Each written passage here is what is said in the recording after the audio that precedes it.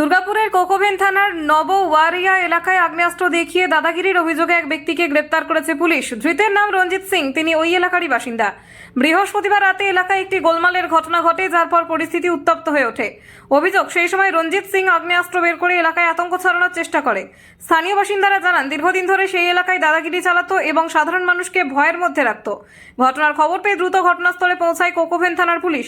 Police পরিস্থিতি নিয়ন্ত্রণে আনে এবং অভিযুক্তকে গ্রেপ্তার করে। যদিও তার কাছ থেকে আগ্নেয়াস্ত্র উদ্ধার হয়েছে কিনা তা এখনো স্পষ্ট নয়।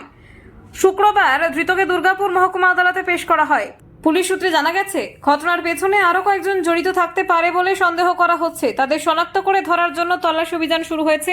পুরো ঘটনাকে কেন্দ্র করে এলাকায় চরম চাঞ্চল্য এবং উত্তেজনা তৈরি হয়েছে। তোমার কাছে আম পাওয়া গেছে? তুমি কোথায় নিয়ে গেছিলে আমসটা?